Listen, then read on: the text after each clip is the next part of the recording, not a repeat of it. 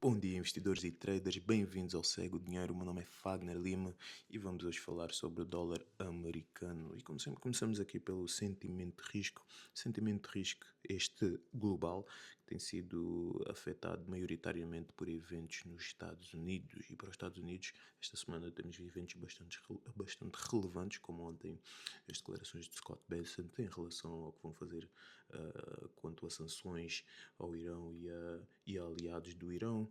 E também quanto à questão fiscal, né, as obrigações americanas, em que os investidores começam a ter algumas dúvidas quanto à habilidade do governo americano de continuar a financiar a sua dívida pública. Temos também alguns dados económicos bastante importantes para os Estados Unidos e temos o Jackson Hole em que Kevin Walsh vai prestar declarações e temos um mercado bastante otimista ou um mercado expectante de que desta vez Kevin Walsh seja forçado a dar algum tipo de direção quanto à decisão de política monetária americana. Mas como todos sabemos, Kevin Warsh já o disse várias vezes que a sua política, né, a forma como ele encara o seu trabalho, que ele não é muito de dar forward guidance e é isso que tem dado bastante incerteza ao mercado neste preciso momento. Portanto, temos um risco, um sentimento de risco mais neutro com a questão fiscal dos Estados Unidos como tema central.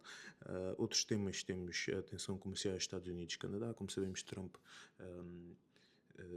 implementou uma tarifa de 50% a 20 bilhões de bens importados pelo Canadá e o primeiro-ministro canadense Carney respondeu essencialmente na mesma moeda. Portanto, temos tensões aqui entre as duas economias. Temos também o mercado de obrigações dos Estados Unidos, receios de desvalorização do dólar americano, subidas das yields de longo prazo dos Estados Unidos e questionamento da confiança nos ativos americanos, ok? Em termos de drivers do mercado, o que é que está a guiar os fluxos monetários entre divisas? Temos a política fiscal a 33%, comércio global a 17%, divergência monetária a 17% e outros a 33%, ok? Em termos de o dólar em si, temos um sentimento de risco mais neutro, com dois temas como a política fiscal e o sentimento de risco como temas centrais a afetar a moeda no dia de hoje. A ING diz que o dólar encontra algum suporte pelo mercado obrigacionista, mas o balanço de riscos mantém-se inclinado para baixo, com expectativas de consolidação até o evento de Jackson Hole.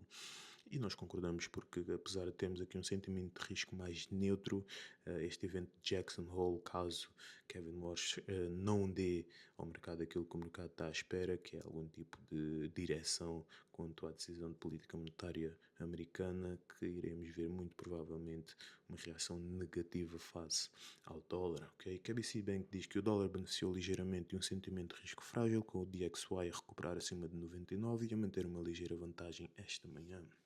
A MUFG diz que o dólar americano continua sob pressão, com receios de desvalorização a regressar ao centro das atenções dos mercados, embora a história sugira que tais medos tendem a ser exagerados.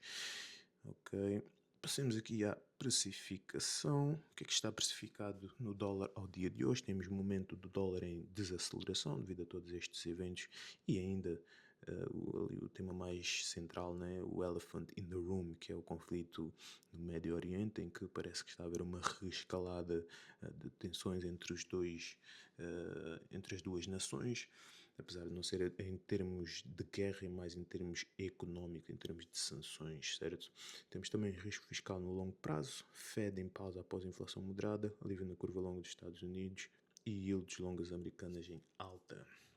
A vigiar, e olhamos aqui para eventos mais estruturais, né, que são os que têm mais tendência em realmente mover a moeda numa direção ou noutra. Temos o Jackson Hole, a Cimeira Estados Unidos-China a 24 de setembro, leilão de bilhetes do Tesouro a 2 anos, reunião ministros de finanças do G20 e por aí fora. Pessoal, podem sempre aqui vir ver o que é que vai influenciar a moeda nos próximos tempos. Ok, que foi descartado há 4 dias, temos as taxas altas por mais tempo, ok? Devido a esta incerteza, uma vez que vemos aqui dados económicos americanos mais soft, né, a enfraquecer, que deixa de fazer sentido, temos aqui uma expectativa de inflação alta que leva a aumentos de juros e esta incerteza em torno de qual é realmente a direção que Kevin Walsh pretende levar a política monetária dos Estados Unidos.